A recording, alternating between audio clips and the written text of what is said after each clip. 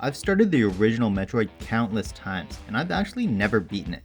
I get very lost very fast. I just never had the patience for it. But Metroid Zero Mission solved a lot of those issues. Hey everyone, with the recent announcement that the Wii U and 3DS shops will be closing, I decided to check out Metroid Zero Mission and I played it through the Wii U Virtual Console. I've tried the original Metroid through the NES Classic as well as on the Switch Online service, and even with save states, the game could never click with me. So I figured this would be a good way to give it a try and see if I can finally experience the original Metroid story. And if you've never played Metroid Zero Mission, then let's figure out where in your backlog the game should be. Metroid Zero Mission is a remake of the first game with some very needed quality of life improvements for someone who didn't grow up with the game. From gameplay features to visuals, there are a lot of drastic changes to the game. However, the basic concept is still the same. And most importantly, the atmosphere and exploration remains intact. With new additions like a map, the game feels more streamlined, and yet, hidden breakable walls, secret rooms, and dead ends that aren't really dead ends keep you guessing and searching for the right way to go. The exploration in this game keeps you consistently wondering what's on the other side of the door that you can't access yet, let alone how do you access it. And while you're doing all this exploring in a brighter, more vibrant color palette, the remake still manages to keep the same atmosphere. The atmosphere is creepy and eerie, and just when you think you got out, the game pulls you back in, takes away your suit, and forces you to survive. There's no destroying at this point, it is straight survival. Running from save room to save room because you're extremely vulnerable and it's the only option. Honestly, I hated it. I thought it was fantastic. I hated losing my suit. I hated being scared and needing to run away. I hated being attacked and basically being able to do nothing about it. But when I got my suit back, it was fantastic. When I could no longer be scared and stand up to the enemies that chased me just minutes earlier, it felt fantastic. And when I was able to destroy them with ease, I felt like the most powerful person there is, and it felt fantastic. This game gives the player a true roller coaster of emotions. Some of them are real high because of who Samus is as a character, a badass who can destroy terrifying space creatures, and some of them are real low because the layout of the game can be infuriating. Countless times I was stuck for over 20 minutes running to every dead end I could find, shooting and bombing the walls to find a hidden entrance. But the one thing this game does right when it comes to the emotional lows is they're basically always rewarded with an emotional high. When you're stuck, that sigh of relief that washes over you when you find the breakable wall is great. When you blast your way through a long corridor of enemies, there's a missile pack for your struggles to help you with the next batch of enemies. When you start thinking there's too many enemies, there's a freeze upgrade to help slow them down.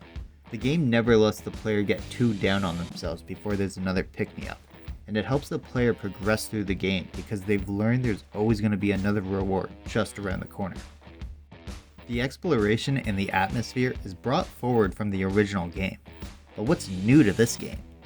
Well, the first thing you'll notice is the visuals.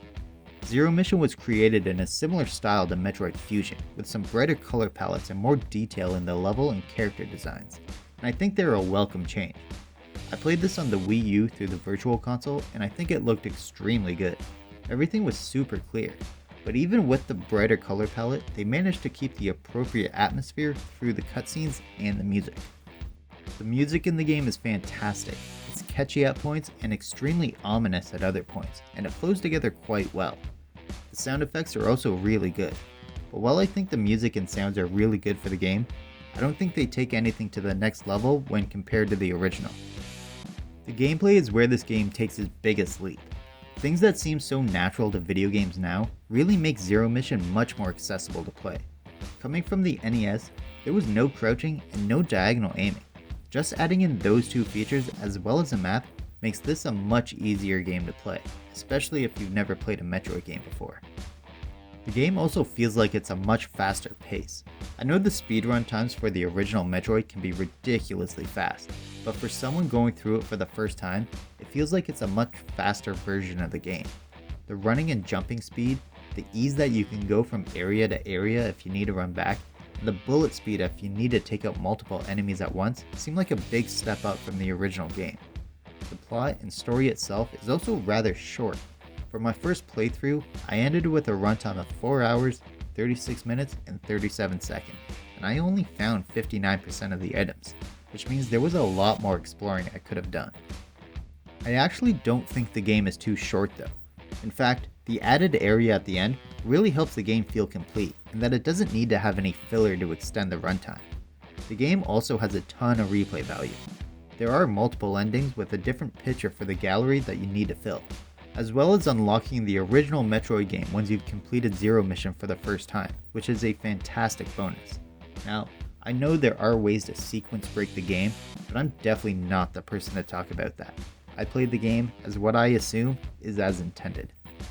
Even though my runtime was only 4.5 hours, I experienced so many highs and lows. Some of the particular lows had to do not with the backtracking, but the lack of awareness of where to go. Sometimes, breakable ground is extremely obvious to find, and other times, you're left shooting randomly at every brick, trying to find the one that can break. While it feels like great exploration when you find it, the act of searching is tedious and sometimes downright infuriating. I did my best to play this game without any help. I wanted to figure out every puzzle on my own, but honestly, I couldn't do it. I did give up at one point to check a walkthrough. By the time I got to that point, it felt like I was running around for hours, going from room to room shooting at the walls, ceiling, and floor, even though in reality, it was probably only 20 minutes, but when you're stuck, it feels like forever. But other than not knowing where to go, I think the game is fantastic. The boss battles were really good, with patterns that needed to be figured out. The level design is great, and when you finally figure out the secret entrance, you basically always realize just how clever it was hidden. The quality of life improvements are extremely welcome. Not being able to crouch and shoot in the original game was one of the most frustrating things I've ever tried to deal with. And the bonus area and ending compared to the original game fit amazingly well. It even had a similar vibe to Metroid Dread, which really caught me off guard, but is something I really appreciated. So, with all that being said, where in your backlog do I think Metroid Zero Mission should be? I think if you're a Metroid fan and you get too frustrated at the original, but you still want to experience it, then I think you should stop what you're playing and play this right now. It's that good. As someone who started the original game more than 10 times and always gave up, I was able to blast through this game with ease.